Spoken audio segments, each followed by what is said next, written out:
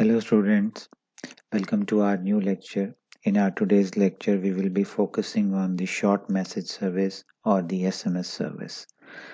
In today's lecture, we will be having a more focused look on the mobile originating SMS flow. The first thing that is noticeable is the SMS flow is same for both 2G and 3G networks.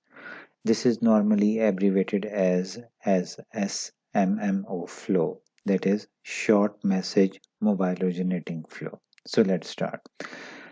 So far as the signaling flow is concerned, the first message that we can expect is the same message that we have already seen during our mobile originating call flow study. This message is termed as a CM service request message, that is the connection management service request message.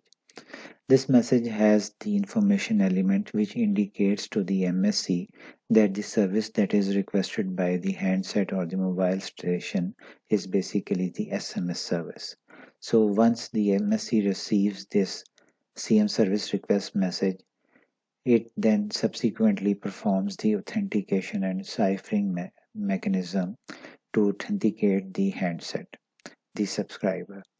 If you are confused about this authentication and ciphering process, then I would recommend you to go through one of our lecture that we have already gone through, studied during the mobile originating call flow series. I'll be putting the link to that lecture in the description and you can go through that. So once the core network authenticates the mobile station, then the CM service accept message is sent to the handset so that the handset can further send the SMS data to the core network, and that is sent through the CP data message. The CP data message contains different information elements based on which the MSC performs the further processing. Once the MSC receives the CP data message, then it sends a CP acknowledgement message to the handset so that the handset can be sure of that whatever content it has sent to the MSC has been acknowledged by the MSC. One thing to note is that this acknowledgement is up to the MSC level. That is, the MSC acknowledges to the handset that whatever message or the content you have sent has been received by the MSC or the core network. So, based on this CP data message, the MSC further contacts the short message center. The short message center, or in other words, the SMSC, is basically further processes the messages. So MSC using the MAP interface or the MAP protocol sends the content to the destination short message center. This short message center information is already available in the CP data message. So based on that, MSC forwards the content to the short message center via the MAP interface. So once the short message center receives this message, it acknowledges back to the MSC through map MO forward short message confirmation message, so that just like the MSC returned the acknowledgement to the handset earlier over here, short message center also acknowledges to the MSC that the message has been received by the SMSC.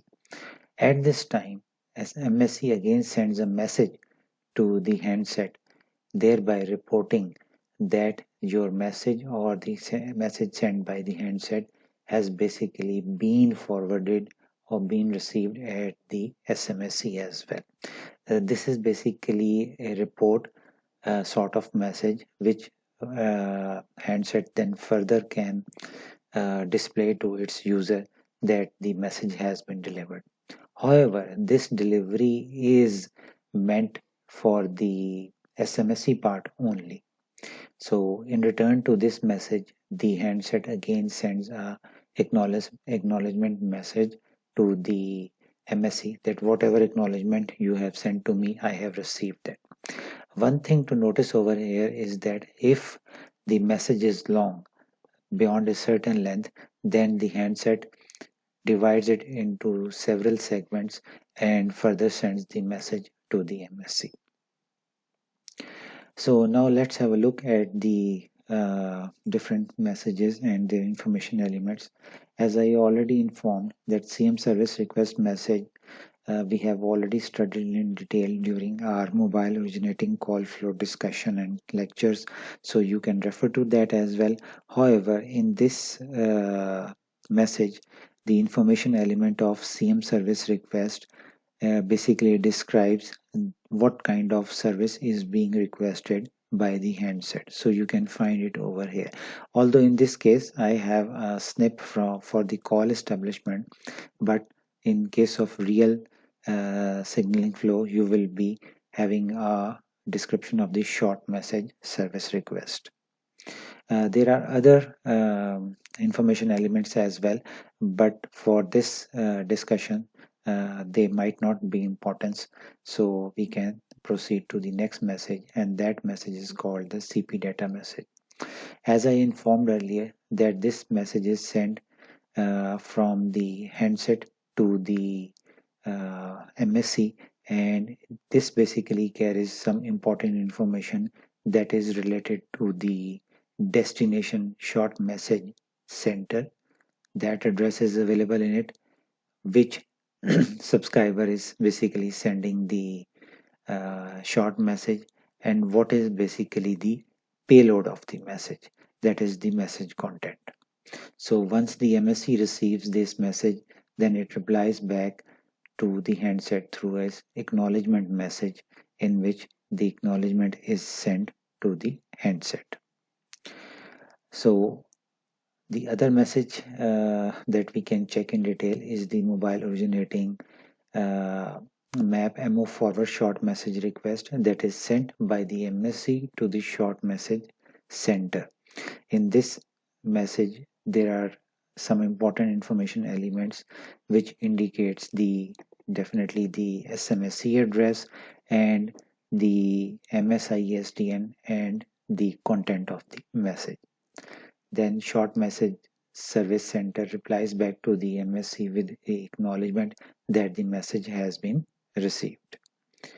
So I hope this lecture has been useful for you, and stay tuned, and we will be having a detailed lecture regarding the mobile terminating short message very soon. Thank you.